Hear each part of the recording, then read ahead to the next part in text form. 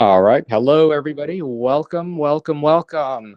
In this podcast, we're going to talk all about American food and specifically Southern American food. So, Southern food. That's what we're talking about in today's podcast. Don't go anywhere. And before we begin, please be sure to join our YouTube channel. Become a subscriber rather. Click the subscribe button and also make sure you also click on the bell. That's very important. Click the bell and select all, because if you don't click the bell, if you don't select all, YouTube will not show you future videos we upload. Even if you're already a subscriber, you have to do both. Make sure you click the bell and select all, and then you're all set. Okay, so let's begin. We're going to talk about Southern food, food from the South. And we have a guest here. Lorraine, how are you? I'm great. How are you? Hello, everyone.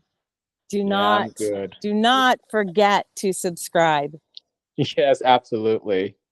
And okay, so Lorraine, you're living in the South, right? North Carolina is considered Yes, South. Okay. yes, So you're around Southern yes. food all the time. So what do we know about Southern food? I know, at least, I'm from California. We think of Southern food as really delicious and really unhealthy, fried. What is Sure. Southern food? What is the essence of Southern food?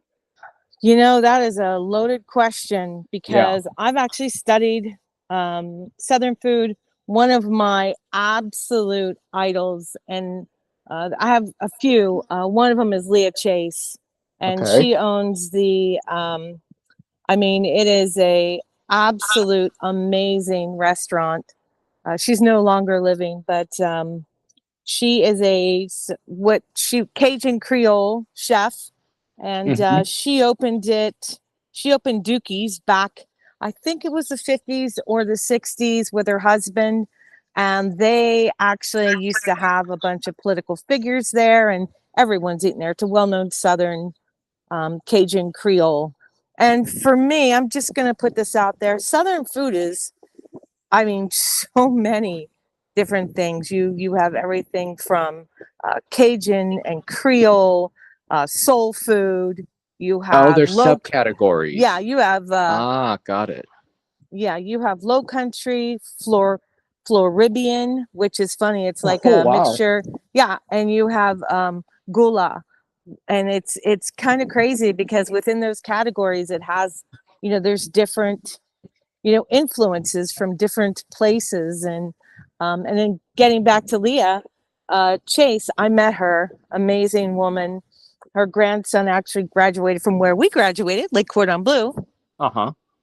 So it was amazing meeting her. And still the same menu: fried chicken, gumbo, all these beautiful This restaurant influential. still exists, the one she opened in the 50s. Absolutely, Okay. Where is absolutely. where is it exactly? It's in Louisiana, Mm-hmm. New Orleans. Okay. And that place is Creole, or which subcategory of It's Southern? Creole. I would say it's Cajun Creole soul food. Okay. Okay. Um, yeah, because it has the jambalaya, dirty rice. It has all of the, Yeah. yeah, and and it also has etouffee and gumbo and bread pudding. So it's got a combination of both, and it's real soul food. It's even though soul food is its own category, it's you know they say soul food because it's honestly to honor the stories and the contributions, you know what I mean, for Yes. of Southern cooking.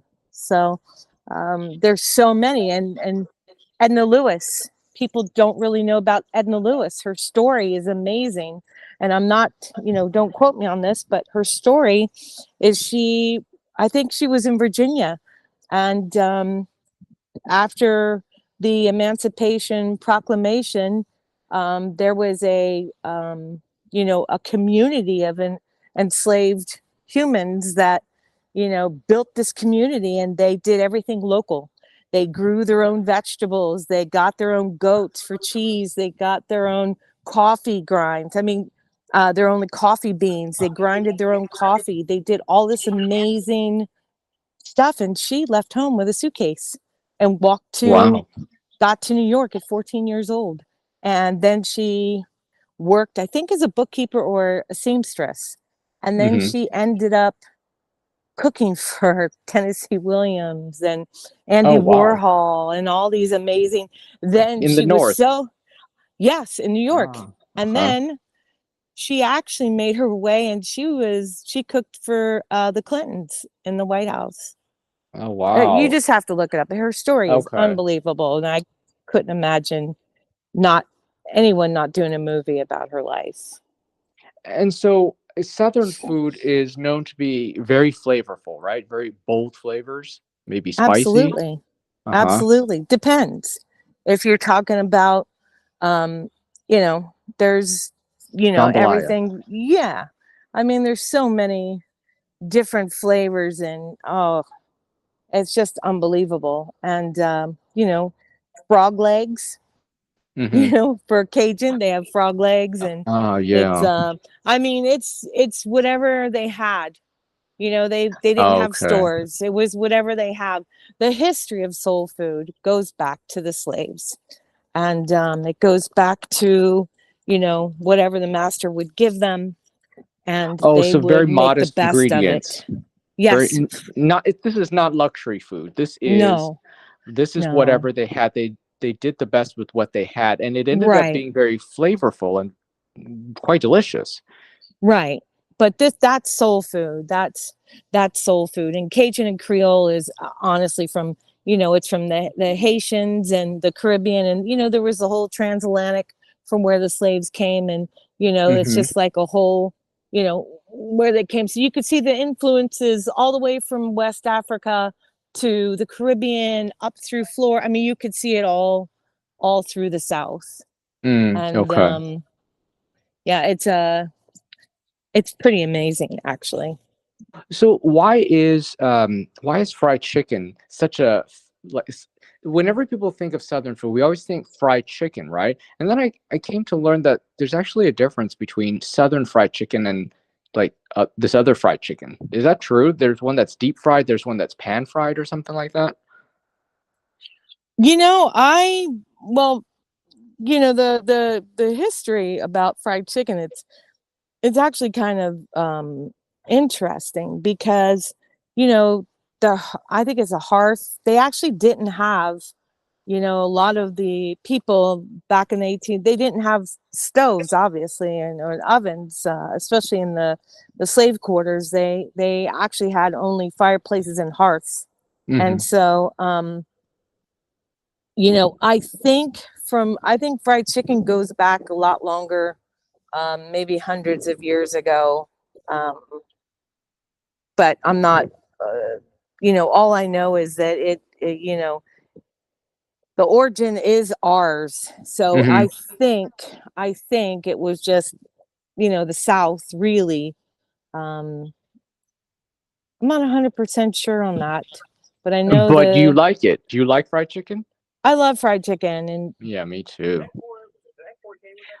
Fried chicken is one of the most amazing food. I'm sorry. Uh, yeah, fried chicken is incredible, and it seems like every culture has their own version of fried chicken. But Sure. I really like the one that the kind that where they triple dip it in the batter. Super crunchy, Yes. right? Yes. I mean, in all honesty, it was I mean, there's so much history on fried chicken. It dates back, so like in Scottish cuisine, and I mean it just it goes back a long time. Yeah. So it's Southern fried chicken. They just added the flavors, right? They put the onion powder, the you know all kinds of different the cayenne and the smoked paprika and the All garlic right. powder in the flour. So I Yes. think the American style fried chicken was originally not that full of flavor, right? And then they realize, oh, we can put all these great spices in the flour, and then it's going to be absolutely amazing. So yeah, it's I think the history of fried chicken goes back a very long time. And do you put, when you make fried chicken, do you put in the batter instead of water? Do you put like carbonated water? Buttermilk. Oh, No. buttermilk. Okay, I was Yeah. thinking something with effervescence so that it kind of bubbles up more. Yeah. Well, Leavens it. yeah, oh, yeah, yeah. That's almost like a tempura, Yes, I would right, think. right. Yes. That's more Korean. I don't know if Korean fried chicken they use that tempura kind of Hmm. method, but I'll tell you something honestly. For me, it's a brine. Cutting the Okay. chicken up into pieces, brining it in salt, and then doing the buttermilk um, flour with Frank's hot sauce in the buttermilk. Oh, I see. So you brine. Okay, let me ask you this. Do you cut up the chicken into pieces and then you brine it, or you brine the Yeah, whole chicken? no, pieces in brine.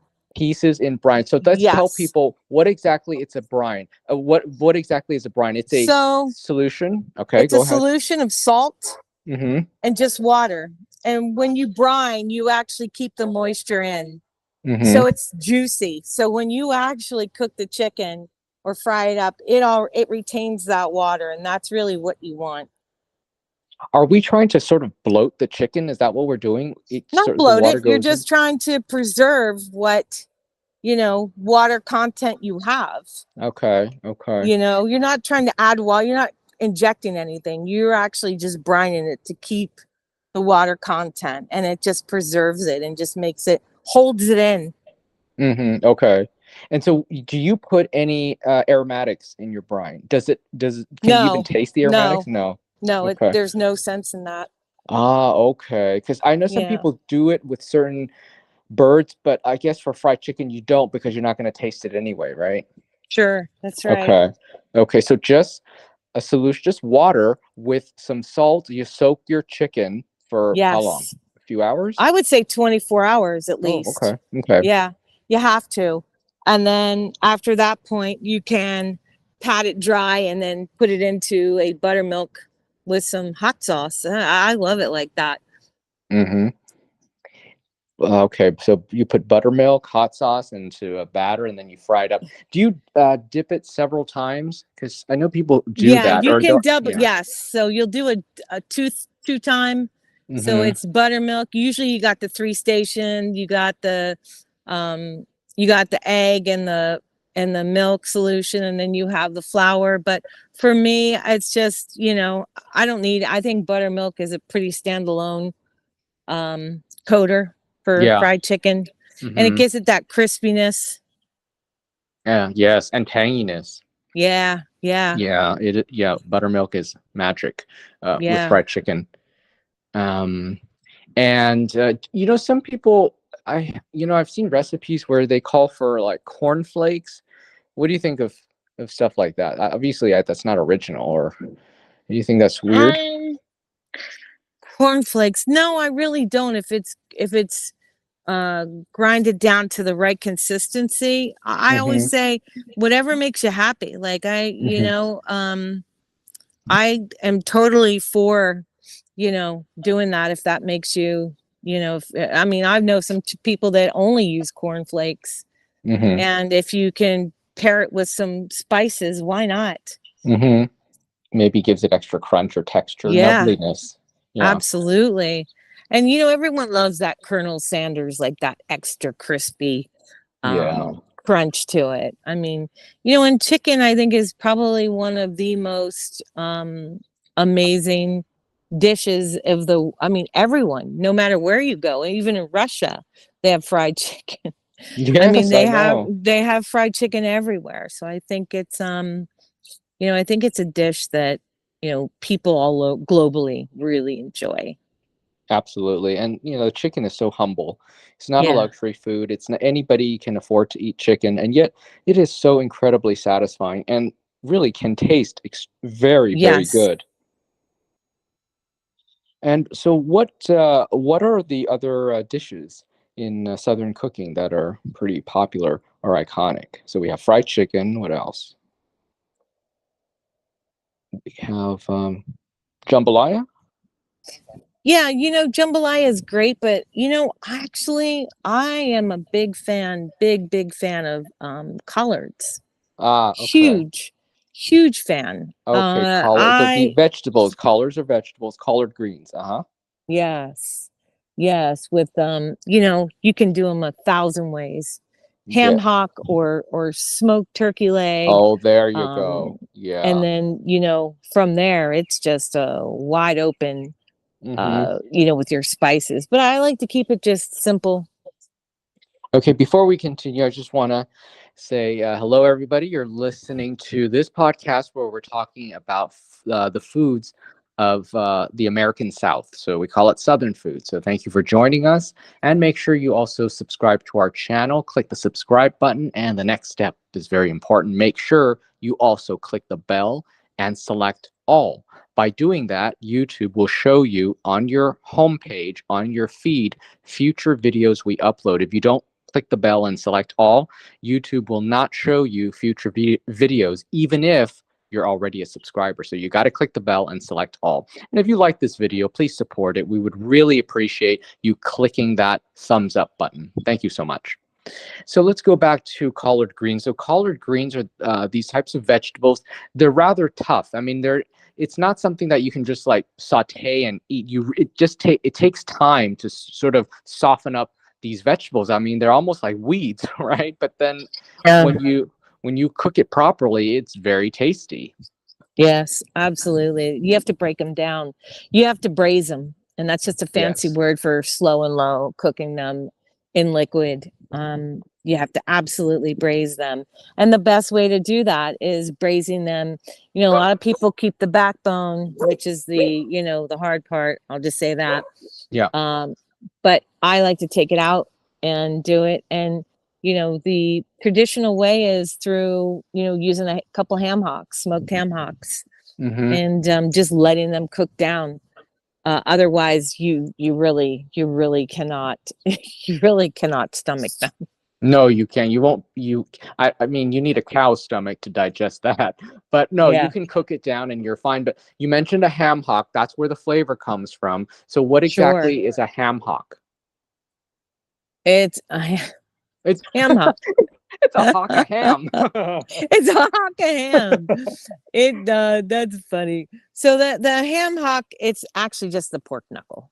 Yes, that's what I thought. It's It's a a joint of the pig joint. leg. Yeah. It's like where the Okay. foot attaches. I hate to talk about some people like but Yeah. it has a lot of it's a very typical Southern thing. Some people Uh-huh. pickle them and just eat them as is. Some people use them for flavoring of dishes, and hence that's where the Uh, collards are being well, flavored. because they didn't like to waste any part of the animal, right? And that That's right. the Yeah, lower you go, the more flavorful. Am I right?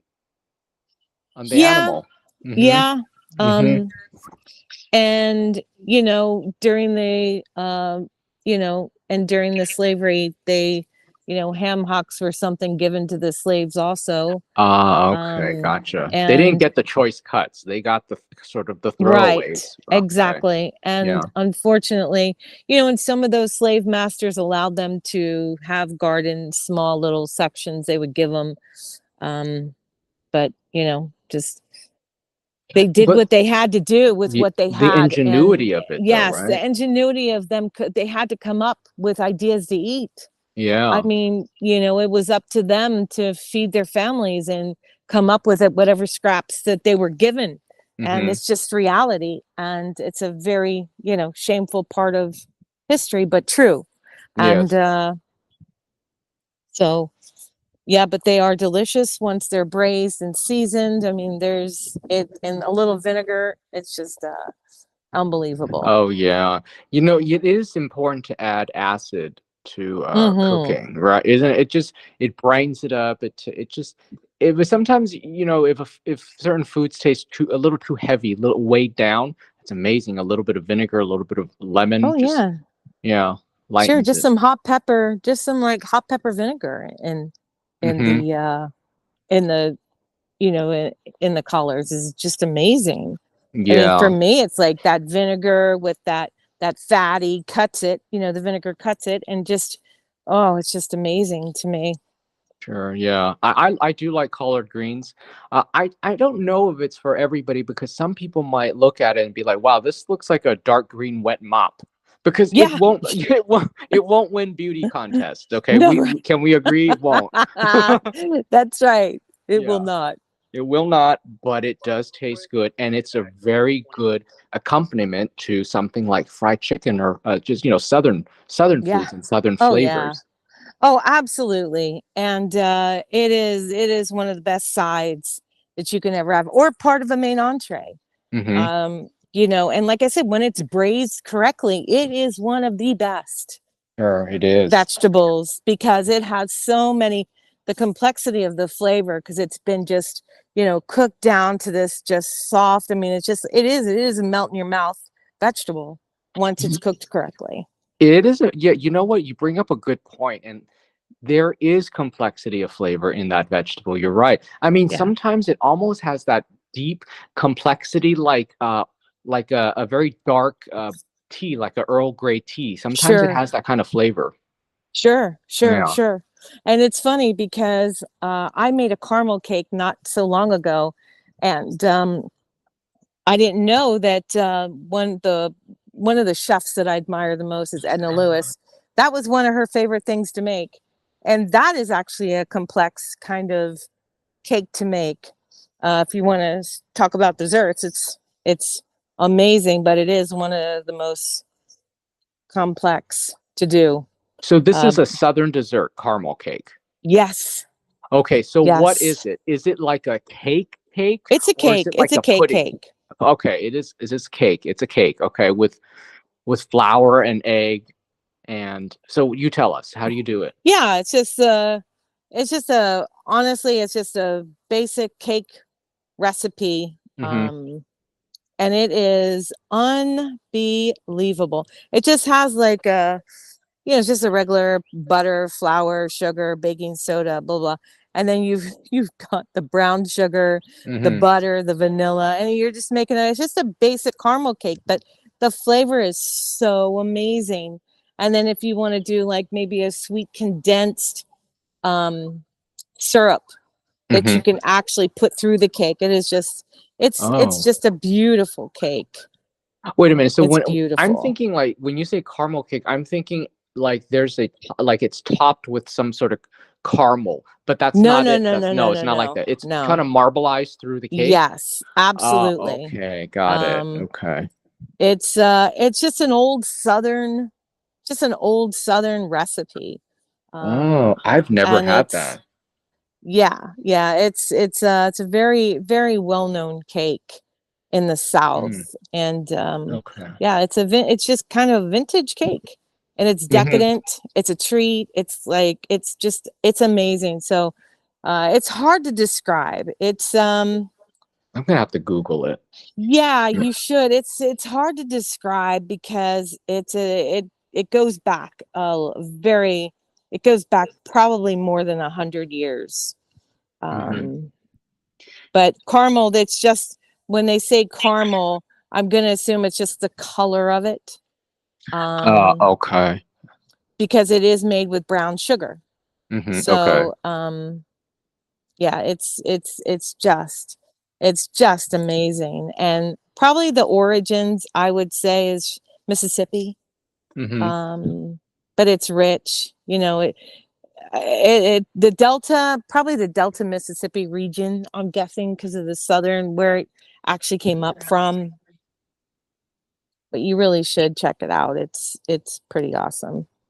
Okay, I will. And what about Mississippi? Is it Mississippi mud pie, or I think there's some mud pie from the South, right?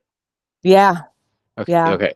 Yo, there's a so lot of them, but I don't know if that I know pies were a big thing in the South. There's still, uh-huh. you have your banana cream Uh-huh. pie, and Yes. you have all of your Peach. coconut, yeah, blueberry, Mm-hmm. coconut, um, your banana pudding. You have all these.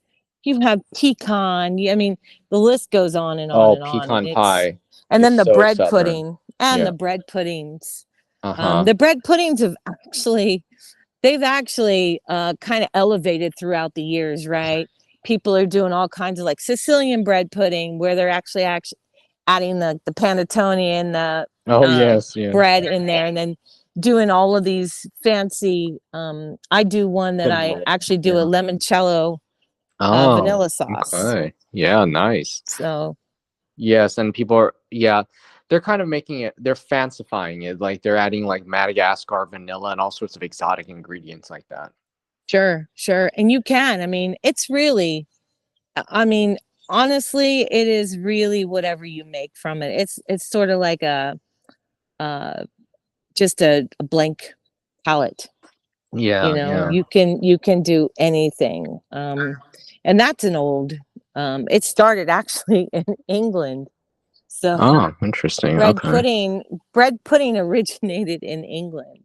Hmm. Um, so I'm probably guessing, around the Revolutionary War, uh, it came over, and but yeah, it came over. It's been around for thousands of years. Hmm. But Now, it's funny because it's, what? bread pudding is made of several different breads, right? So they always Oh, I consider didn't it know that. the poor man's pudding, but it actually isn't. It's Ah, okay. yeah. Now, do you guys call it pecan pie or pecan pie? I don't know. That's a very good question. Because people say both, right? Yeah, they do. They really Mm. do, because you have a lot of immigration from the north to the south. So yeah, I think it's pecan. I say pecan, but Pecan pie. Okay. yeah, I say pecan or pecan. Just depends, really. Yeah. Um, but Um, yeah, it dates back. It's funny because people think these are new, but they're not. If you actually just look at the history of certain things, like pecan pie, it's back to the Native Americans. Um, and that it dates back like thousands of years, not just hundreds. Um, and pecans are a nut. I assume that the pecan trees are indigenous to the South. Is that why? yes, Okay. yes, So yes. it's a pie that's made with nuts. It's very sweet. So other than pecans, isn't it like a bunch of sugar? It's sugar, right? Brown sugar Yeah, or it's something? sugar, and it's you'll love this because we're alum from Lake Cordon Bleu. Yeah. So the Creole have a lot of French influence from the French. Louisiana has a lot of French influence from um, the French people that settled in New Orleans, right? Yeah. So the first pecan pie, after they ate the thing is, after French people ate pecans, they're like, oh my God, let's make a pie. This is amazing. And they actually were given pecans from the Native Americans. So the French people tried pecans for the first time by Native Americans, and they were like, this is so good. Let's make a pie. Mm. It's really interesting. So yeah, Louisiana was the first, but it dates back thousands of years. Hmm. I really love the fruit pies from the South. Mm, I love the like apricot, blueberries, cherry, any of those. I like the tart pies. So cherry very much. Although I don't know if cherry's from the South. Um, no, I don't. I'm sure they just like pies, and you can do all kinds. I mean, you can make like a drunken fruit pie and soak your blueberries in some, you know, local liqueur. I mean, uh-huh. you can do so much and so many different things. I think my favorite is sweet potato pie. Oh, okay. Um, I've always loved it. I think it's one of the best pies ever made. And yeah, I think they just, I think people back then just, whatever ingredients that's why, looking back, you see everything was handmade. The crusts were all butter or lard. Um, and it was just whatever we had, whatever we grew ourselves. You talk about you were talking about oh, oh gosh, this escapes me. You're talking about the drunken pie, and I love the idea of soaking fruits in liquor. Yeah, yeah, That's fantastic. yeah. And the sweet potato pie, give me an idea of what it tastes like. I imagine that there are some like Uh, cinnamon, nutmeg, that kind of warm yes, autumn spices. yes, yes, yes. Let me tell Okay. you, and maybe this will just sum it up. Sweet potato pie it's as if you took a pumpkin pie and brought Mm, it to it. Just in my opinion, look, some people can eat it and go, oh, but hmm sweet potato pie is if you took a pumpkin pie and brought it up 100 levels. okay. The depth, the absolute depth of those sweet potatoes, especially if you grow them yourself. And look, you're going to taste that soil. You're going to taste where it came from. You're going to taste if it's organic. You're going to have all those, you know, flavors, but it is the most unbelievable pie, in my opinion, hmm um, that you'll ever have. That is something that makes its way to the Thanksgiving table, right? Or is that eaten Yes, year round? 100%. Uh-huh. 100%. No, they are not year round because they grow only a certain period of time. Okay. But and you can get them year round. There are some places in America they grow them and ship them. hmm But you know, that's a problem too, right? Because as you're shipping them, they are slowly but surely losing their flavor, right? Okay. Yeah. So by the time it hits your, you know, your oven, you're at, or if you boil them, some people boil, some people cook them.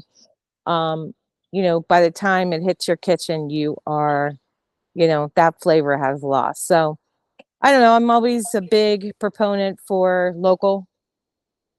Okay. Um, so you know, if you can, you know, source locally, even being a consumer, just do it because it's, you know, and if you can grow your own, oh my gosh, even better. Does it snow in North Carolina or where you or Yes. your part of North Carolina? Okay. Yes. Yep. Rarely, but it does. So, but the problem then is in the winter, what are you growing? You can't grow anything, You can't right? grow anything. I Yeah. mean, unless you had a greenhouse. And look, a lot of people do have greenhouses where they Uh, grow their own stuff. And you know, I that is something that I'm looking forward to. for somebody like me, I like tomatoes year round. And so, just for tomatoes, I would have a greenhouse. Yes. It's hard to find. Obviously, August is going to be the best, but if there's some way you can recreate August in your greenhouse, Yeah. then I'd be very happy.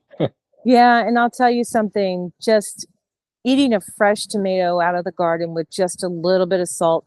And sometimes they're so juicy, and people don't know it's actually a fruit. Tomatoes are Yeah, it's a fruits. fruit, right? And, you know, just right out of your garden, that it's got that beautiful tomato smell, and you could smell them Mm-hmm. right as you walk into your garden. And it's just, oh, Yes. it just hits you right in the face. And you're just like, oh, I can't wait. You don't need anything. You just eat them. I mean, they're just amazing to me. They're the most perfect fruit in the world. I just love them. Yeah, it is amazing. A freshly picked Oh, tomato is sensational. and that's one of the things in Italy I always admired. Like everyone grew if they could, and most of the people did. They grew their own vegetables, and they had their own basil and zucchini and olives, and the list goes on and on. I tried growing tomatoes on my terrace. You remember my house in Hollywood? Sure, sure. Yeah, but nature is cruel because the minute you get fruit, the birds are pecking at it and then they're gone. So I'm like, screw No, this. Yeah, that well, was it. Got no that's funny. tomatoes. No. And I'll tell you a funny story. I was trying to grow some tomatoes on a small lanai a hmm few years back, and it was beautiful. These beautiful heirloom cherry tomatoes. And I went outside one day and I was like, "What is that? It looks like the vines. Something's happening to the plant." There were these huge caterpillars, and they call them, Oh I wow. I forgot what they're called, like tomato. They're specifically they love tomatoes, and I wish they were huge, like 4 or 5 inches long, Oh so wow. thick. They hmm look like a branch of a tree, and I was like, Oh "Oh my my god!" God. There was a ton of them. They were all over the Oh plant. good They God. totally ate my whole plant. But yeah, I am a Everybody big likes tomatoes, fan. I Oh, guess, absolutely, including the bugs. absolutely. Yeah. You know, it's funny you called it a lanai. That's a very southern word, isn't it? Because a lanai is a patio. Is that what it is? Yeah, I actually first heard of that word a long time ago in Hawaii. Oh, okay. Um, I lived in Hawaii for a short period of time, and everyone called the balcony a lanai. Oh, really? Okay, because I know Yeah, they also use that word in Florida too, a yeah, lanai, which is a balcony or a patio. Yeah, yep, okay. yep. It's very regional, that word. Nobody in Yeah, California says lanai. nobody in California says Yeah, lanai yeah, unless they're a transplant. yeah, Yeah, exactly. Oh, yeah, that's so cool. I love that you've lived in many places. So you've yeah. had, right. So you are in a very advantageous position to Yes. come across all this food, different Yeah. styles. And that's the thing as a chef, we're very lucky because we can live places. And I always tell people, like, if you're chef, go and work under people that actually know what they're doing, because it's amazing that, especially in Europe, the Mm-hmm. techniques are so amazing.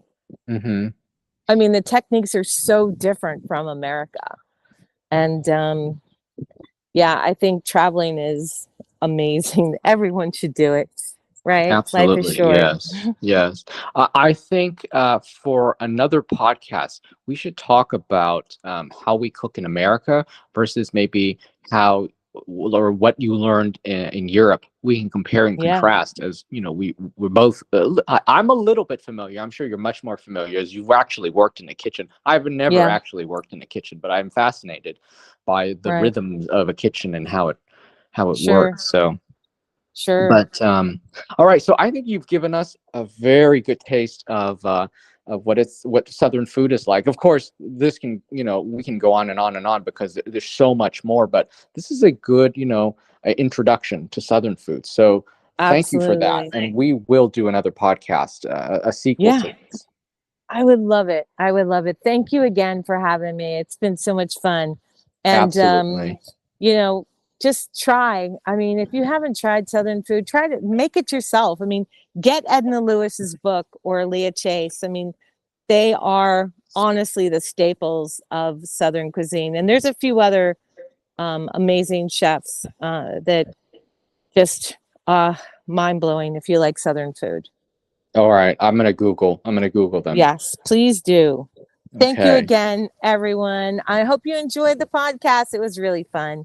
Yes, it was. Thank you for being our guest today. Yes, you And got everybody, it. yeah, give us a thumbs up. Do it for Lorraine. Yes. Come Give us on. a thumbs up. Come Yes, on. Come support on. this video, Okay. everybody. Thank you, guys. I Yes. appreciate it. Have a good Thank day. you, and click Bye bye. subscribe. Okay, bye bye for now.